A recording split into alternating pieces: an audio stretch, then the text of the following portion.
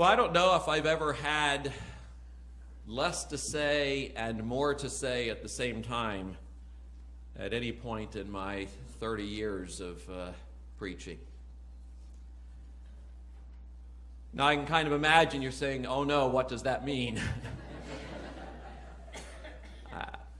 I don't really know what that means. I think back, especially with this year being one of those years when Christmas falls on a Sunday, and I think back 5 years ago it was that Christmas last fell on a Sunday, and you know, when your dad's the pastor, you get drug into all kinds of things, and you know, I remember dragging a couch up here and a Christmas tree from the narthex. I literally drug it up here, so you know, you put it on something and drug with all the ornaments. I mean, it just, you know, the things a pastor does when nobody's looking. And so we kind of set up a little living room space here, and the sermon kind of came in the form, and there was substance to it too, but kind of the outline for the sermon was following a typical Christmas morning in our family's life. Well, I'm not sure there are going to be any more of those. 2 weddings this year, and another child moved off an hour away, and our Christmas mornings are under major remodeling right now, and I'm not quite sure what they're going to look like when it's all finished. And many of you have been through that.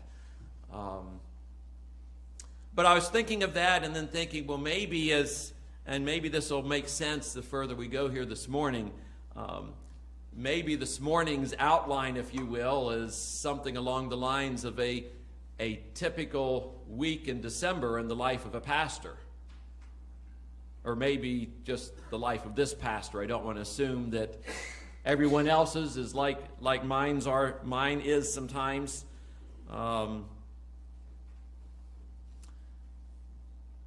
But in sharing that, I think maybe I should start with last night instead of going back to the beginning of the week. I was in my car about 9:45.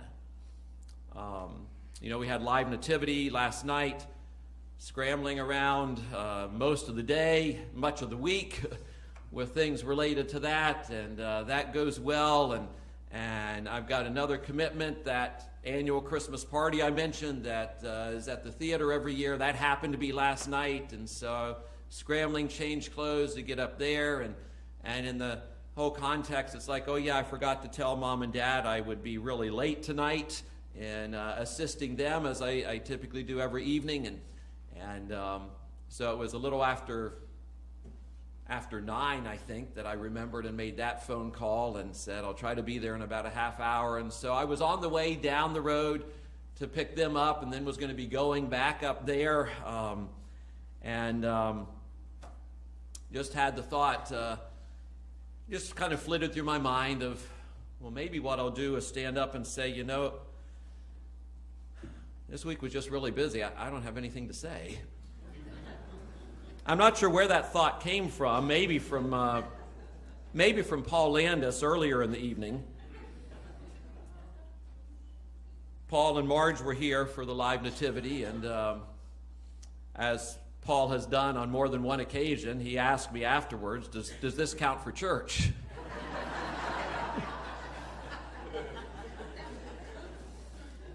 And I looked back at Paul. I said, I don't know. Does this count for church? I mean, I'd be interested in that question too, because I've been talking here, and so, you know, so maybe we both can stay home, you know. I think he heard it as kind of the threat that I intended, and he said, okay, I'll be there. I said, okay, I will too. And it's not like I had no clue last night. I mean, obviously the bulletin was printed on Friday. And there's a title, there's some stuff in there, and I've been thinking long before that. We've had a couple, what I feel, been very engaging sermons about what God's presence is all about. And I'm not saying that to pat myself on the back. I mean sermons that I really have felt with you and for you, and as we kind of struggled with what that means. what Emmanuel means, that God is with us, and the gift of Emmanuel at Christmas time, and how we don't always feel God's presence, and how God's presence often comes through other people as we reach out to other people, and we can be channels of God's presence. And they're just, in terms of what I experienced, was a lot of richness in some of those themes, and was able to kind of relate them to our Advent candles as we move through the candle of hope and the candle of peace and the candle of joy, and just the joy of last week of being used by God to touch another person, the joy of God using us. We shared some stories within our own church family, some stories of how God can use us to be that person, to show up and to be present in another person's life at a time where to that other person, it's the same as God showing up and reminding us that he's there with us, even when we can't see him. And I thought, I'm not sure what I have to follow that up with. As we move through the Advent candles, peace, or hope, peace, joy, and the fourth is love. And even while I thought, well, yeah, that should be easy to talk about, right? At Christmas time, to talk about love, yet there was a sense in which I don't want to do it just casually. That almost requires something bigger than what we've done already. And I don't know that I have a bigger angle. I don't know that I have a bigger illustration. I'm not quite sure what to do with this. But I kind of committed that direction. And as the week went by, of course, it started, if we back up now to leaving church last Sunday. The first big thing was within the hour of getting home. Reba was kind enough to share the cold that she had been fighting with me, and unfortunately, it didn't make hers any less. If it had, I would have borne mine a little more eagerly and gladly. So when I look at the week, fighting this cold, trying not to give it to other people, a lot of things going on.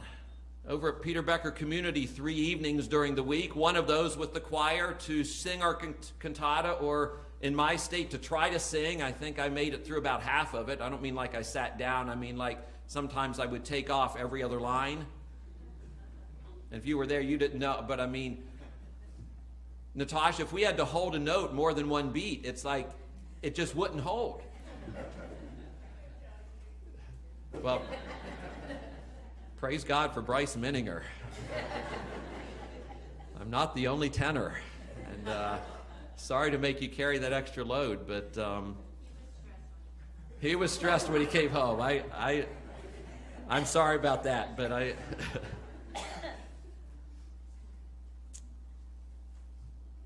but a lot going on. Oh, I forgot last Sunday. I mean, of course, there was the Klein Carol sing. You know, no time to rest, to try to get myself well and so forth. A lot of good stuff in the week, and I mean, I've just mentioned a couple things. I mean, I had some basketball games to officiate that you're scheduled ahead of time, and I wasn't on my deathbed, so you know, you try to do those while you're trying to heal. You know, there's just a lot going on, a lot of busyness. This exciting live nativity getting ready for, and it really went well. But all this while, I'm just, you know, the motor is still running about how do I share this in a meaningful way? It kind of brought me up to last evening, and I still didn't really have the answer beyond what I printed in the bulletin. You remember what we read? The same words we've been reading the last several weeks about the Word became flesh and came and lived among us. The same Word that was from the beginning, the same Word through which all things were created, that the God of this universe became one of us. He put on skin. As Donna expressed, God's footprints in the dust of this earth. But why? What's at the center of all of that? And it's love. Whether in 1 John 4, this is how God showed his love to us. He sent his one and only Son into the world so that we could have life through him. The familiar words of John's Gospel. God loved the world so much that he gave his one and only Son, that whoever believes in him might not perish or may not be lost, but have eternal life. Why did all this happen? What's this all about anyhow? And as I've said before, it's not about warm feelings. It's not about greeting cards. It's not about candles and decorations and beautiful music. We can see all of that. We can embrace all of that, and we can miss what's most important in all of this. Herein is love. This is how God showed his love to us. He came into our world through his Son. He sent his Son so that we might have life through him. A conversation with Sherry that, did I tell you about all the phone trouble we were having this week? Oh, you knew about that. You tried to call and were told that the number was disconnected, and you wondered if Carol Joyce had forgotten to pay the bill. Well, on my list Friday was to call Sherry about several things, and she eventually called Reba, who called me on my cell phone and said, try to call Sherry. And we talked, and she said, what's the sermon about? It's like, well, I'm still working on that, but I can give you a little bit. And I shared what I had and the scriptures and so forth. And she said, you know what I used to do with kids? And most conversations with Sherry will go that way when we talk. And she's just got lots of ideas, lots of things she used to do and things that she's doing now with her children's church and so forth. And she talked about how she would take that verse, John 3:16, and where it says that whosoever believes in him would have kids write their own name. And all that's so important for us to be able to really take in and understand the love that's at the center of this whole story. The center of not just Christmas, but the center of all of human history. The center of our existence, our purpose for being here. It's not just God so loved the world. It's not just what a great masterpiece. It's not just look at the stars. But what does Scripture say about God? He put the stars in place, and He calls each one by name. You know how many stars there are? I don't either. We're not able to count them. The God who did that, and the God who knows that, who knows each and every one as it came into existence, as it burns out and fades out of existence, that God created this world. God created you. God knows you. God loved you, not just the world. God knew you by name. God knows you by name. When it says God loved the world,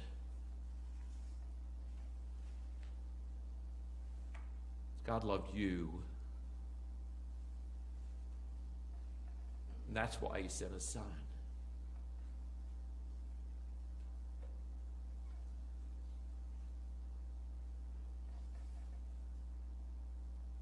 You know, I said I'm not sure I've ever had less or more to share as I stood up to preach. I mean, there's a sense in which, in the midst of all of the busyness of this week, there's just been so much that has so filled my heart.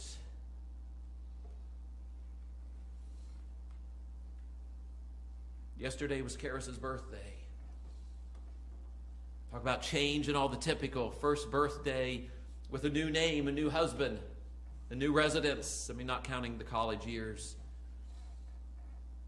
And her schedule was kind of chaotic too. And her mother and I saw her for the first time at that party I was talking about up the road.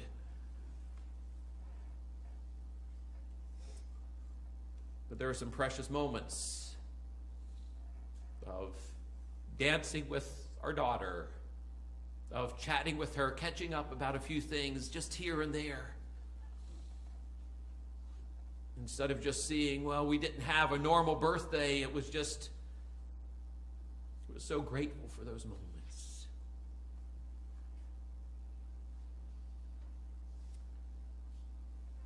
There have been lots of those this week, where for all of the busyness, just feeling how grateful I am. Feeling God's love in so many different ways. You'd think that after 30 years of Christmases and trying to come up with Christmas sermons, it's like, certainly it would be old by now. It's not old.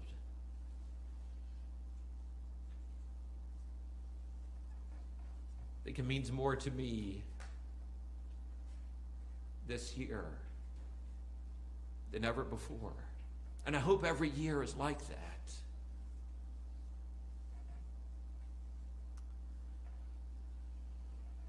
So last night, I get to Mom and Dad's a little before 10.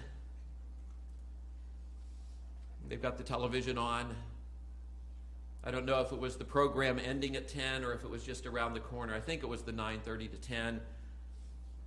I don't watch TBN at home much at all. There are some good programs there. There's some others that I wouldn't call good programs, but I typically was not one who just couldn't wait to turn on The Hour of Power with Robert Schuller. I didn't listen to it much, but now his son Bobby is preaching and caught my attention. I don't know much about him. I can't say yay or nay, but 2 words. He was talking as best I could understand in that short time about how we grow, about how God works in our life.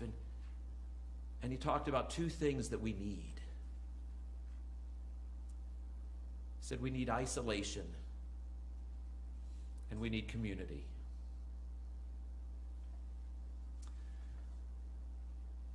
Those thoughts stuck with me as I drove back, as throughout the evening and into the night and early this morning. And isolation and community. He talked about someone with deep addictions and how one of the things that actually can help break those addictions is sometimes in treatment to get a person without music, without distraction, in a room all by themselves for an extended period of time. No way to escape myself. And I'm there with my own thoughts. And sometimes in that kind of isolation, things can become clear. What's important, what I really want. And we find the motivation, we find direction when we get rid of all those distractions. And yet even when we find the resolve of who I want to be and what I need to do in my life, we can't do it by ourselves, and we need the community, the fellowship of other people alongside of us. And I thought about this gift of love. I thought about the busyness of the season, and I thought about how to really understand God's love. We need isolation and community. We need those times when we pull ourselves away. We need those times in quiet where we tune out all the noise, all the lights, all the busyness, and we can be still and know that He is God. And we can be still and let Him speak to our hearts, putting our name in the verses, hearing Him call us by name, being reminded that He knows us. We can hear the questions He might be asking of us. We need those times. when we face ourselves and it's just us and God, and the question, is God enough? But we also need those times of community. Those times when God surrounds us with other people to express his love and to receive his love through. You know, each of us is a little different. Some of us finds the community part a little easier. And we struggle to be alone. We struggle with the isolation. Those of us like that, we need to look for and cultivate those quiet times where we listen, where we refocus. Some of us are more drawn towards the isolation. We're more comfortable being by ourselves. We need to cultivate those times of being with other people and looking for opportunities to share and to receive God's love.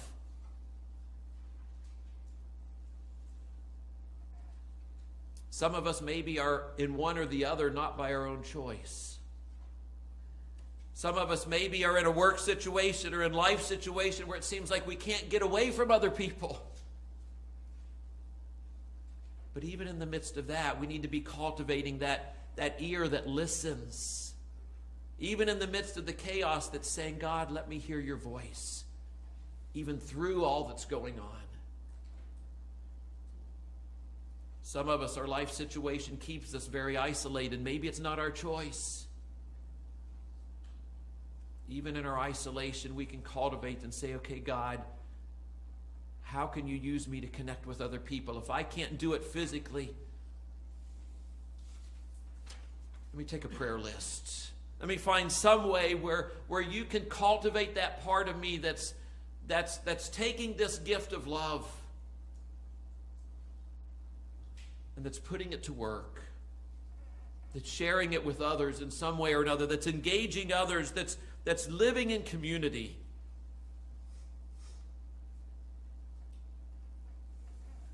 We think of those scriptures. This is how God demonstrated his love to us. He sent his Son into the world that we might have life through him. But dear friends, if God loved us that much, we also should love one another.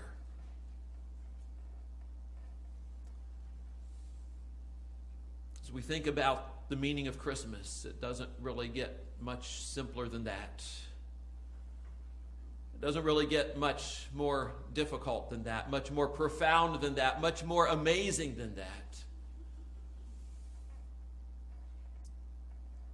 Yeah, I wish I had some new insight. I wish I had something more profound.